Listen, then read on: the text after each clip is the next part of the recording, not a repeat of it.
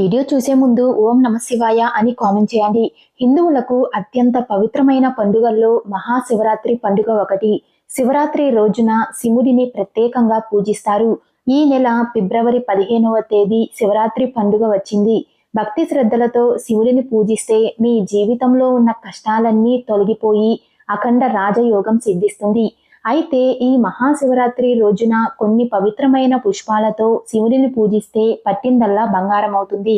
శివానుగ్రహంతో మీరు ధనవంతులు అవ్వాల్సిందే. ఈ మహాశివరాత్రి రోజున శివుడిని ఎలాంటి పుష్పాలతో పూజించాలి, ఎలాంటి పుష్పాలను శివుడికి సమర్పించకూడదు, శివరాత్రి పూజా విధానం, ఇలా ఎన్నో విషయాల గురించి ఈ వీడియోలో తెలుసుకుందాం. వీడియోని స్కిప్ చేయకుండా చూడండి. ఈ మహాశివరాత్రి రోజు మందార పూలతో శివుడిని పూజిస్తే ఊహించలేనంత ఐశ్వర్యం లభిస్తుంది. జీవితంలో డబ్బు కొరత ఏర్పడదు. సంతోషకరమైన జీవితాన్ని పొందుతారు. జీవితంలో ఎదురయ్యే సమస్యలన్నీ తొలగిపోతాయి. జిల్లేడు పూలతో శివుడిని పూజిస్తే బంగారాన్ని దానం చేసినంత పుణ్యం చేకూరుతుంది. కాబట్టి ధనం కావాలనుకునే వారు శివుడిని జిల్లేడు పూలతో పూజించాలి. అలాగే గన్నేరు పూలతో శివుడిని పూజిస్తే 1000 గోవులను దానం చేసినంత పుణ్యం దక్కుతుంది. ఒక్క గన్నేరు పువ్వుతో శివుడిని పూజిస్తే 1000 జిల్లేడు పూలతో శివుడిని పూజించినంత ఫలితం దక్కుతుంది. అలాగే ఒక్క తామర పువ్వుతో శివుడిని పూజిస్తే 1000 బిల్వ పత్రాలతో శివుడిని పూజించినంత పుణ్యం దక్కుతుంది. శివుడికి అత్యంత ప్రీతికరమైన పుష్పాల్లో ఉమ్మెత్త పువ్వు ఒకటి. ఉమ్మెత్త పువ్వుతో శివుడిని పూజిస్తే మీకు ఎన్ని కష్టాలున్నా సరే ఆ కష్టాల నుండి త్వరగా విముక్తి కలుగుతుంది.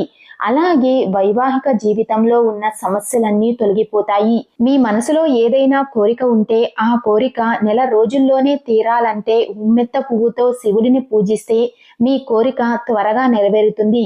ఆర్థిక సమస్యలతో ఇబ్బంది పడేవారు మహాశివరాత్రి పండుగ రోజున ఇంట్లో పూజ చేసేటప్పుడు విరజాజి పూలతో శివుడిని పూజిస్తే మీ ఆర్థిక కష్టాలన్నీ వెంటనే తొలగిపోతాయి. డబ్బు వ్యవహారాల్లో సానుకూల ఫలితాలు ఉంటాయి. అలాగే మల్లె పూలతో శివుడిని పూజిస్తే కోరిన కోరికలన్నీ వెంటనే నెరవేరుతాయి. అలాగే వాహనం కొనుగోలు చేయాలనుకునే వారు మల్లెపూలతో శివుడిని పూజిస్తే వాహన యోగం కలిసొస్తుంది. మల్లెపూలతో శివుడిని పూజిస్తే మానసిక ప్రశాంతత కూడా లభిస్తుంది. అలాగే అనారోగ్య సమస్యలతో బాధపడేవారు గులాబీ పూలతో శివుడిని పూజిస్తే మంచి ఆరోగ్యం లభిస్తుంది. దాంపత్య జీవితం కూడా సంతోషంగా ఉంటుంది. అలాగే సన్నజాజులతో శివుడిని పూజిస్తే వివాహ యోగం సిద్ధిస్తుంది. వివాహం కాని వారికి త్వరగా వివాహం కుదురుతుంది. నందివర్ధన పూలతో శివుడిని పూజిస్తే జీవితాంతం భోగభాగ్యాలను అనుభవిస్తారు. శంకు పుష్పాలు, తామర పువ్వులతో శివుడిని పూజిస్తే సర్వ పాపాలన్నీ తొలగిపోతాయి. అలాగే పారిజాత పుష్పాలతో శివుడిని పూజిస్తే మీ ఇంటి సంపద విపరీతంగా పెరుగుతుంది. శమీ పుష్పాలతో శివుడిని పూజిస్తే శివుడి ఆశీర్వాదం సులభంగా పొందవచ్చు. అంతేకాకుండా ఆర్థిక సమస్యల నుండి, అనారోగ్య సమస్యల నుండి ఉపశమనం పొందవచ్చు. దైవానుగ్రహం సులభంగా పొందాలంటే శమీ పుష్పాలతో శివుడిని పూజించండి. అలాగే బిల్వ పత్రాలతో శివుడిని పూజిస్తే అఖండ రాజయోగం సిద్ధిస్తుంది. శివలింగం పైన బిల్వ ఆకులను పెట్టి శివుడికి అభిషేకం చేస్తే విపరీతమైన ధనలాభం కలుగుతుంది. ఇంటి ఆదాయం బాగా పెరుగుతుంది. ముఖ్యంగా సంపంగి, బంతిపూలు, తులసి ఆకులతో శివుడిని అస్సలు పూజించకూడదు. మహాశివరాత్రి రోజున శివుడిని పూజిస్తే కోటి జన్మల పుణ్య ఫలితం లభిస్తుంది. శివరాత్రి రోజున పూజలు చేసేవారు ఉదయాన్నే నిద్రలేచి తలస్నానం చేసి తెలుపు రంగు వస్త్రాలు కానీ, ఆకుపచ్చ రంగు వస్త్రాలు కానీ ధరించాలి. అలాగే ఈ రోజున నువ్వుల నూనెతో కానీ, ఆవు నెయ్యితో కానీ దీపారాధన చెయ్యాలి. ముఖ్యంగా ఈ మహాశివరాత్రి రోజున నారికేల దీపం వెలిగిస్తే చాలా మంచిది.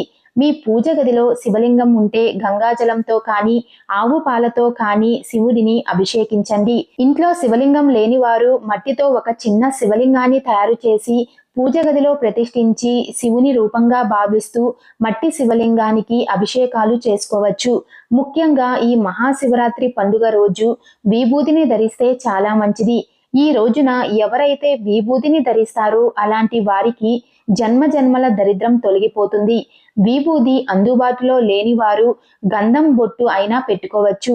ముఖ్యంగా ఈ మహాశివరాత్రి పండుగ రోజు మీ పూజ గది ముందు కూర్చొని ఓం నమః శివాయ అనే మంత్రాన్ని 108 సార్లు జపించండి. ఈ మంత్రాన్ని జపించిన తరువాత శివుడికి హారతి ఇచ్చి మీ మనసులో ఉన్న కోరికలను శివుడికి చెప్పి గంటను మ్రోగించండి. ఈ విధంగా శివుడిని పూజిస్తే జీవితంలో ఏ కష్టాలు లేకుండా సిరి సంపదలతో జీవిస్తారు అని శివపురాణం చెబుతుంది. శివరాత్రి రోజున ఖచ్చితంగా శివాలయానికి వెళ్ళాలి.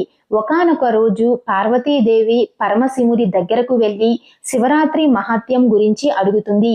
అప్పుడు పరమేశ్వరుడు ఇలా చెప్తాడు, శివరాత్రి ఉత్సవం అంటే నాకు ఎంతో ఇష్టమని, శివరాత్రి రోజున ఏది చేసినా చెయ్యకపోయినా భక్తి శ్రద్ధలతో ఉపవాసం ఉంటే చాలు నేను ఎంతో సంతోషిస్తాను అని, దీనికి మించిన వ్రతం మరొకటి లేదని ఆ పరమేశ్వరుడు పార్వతీదేవికి చెప్తాడు.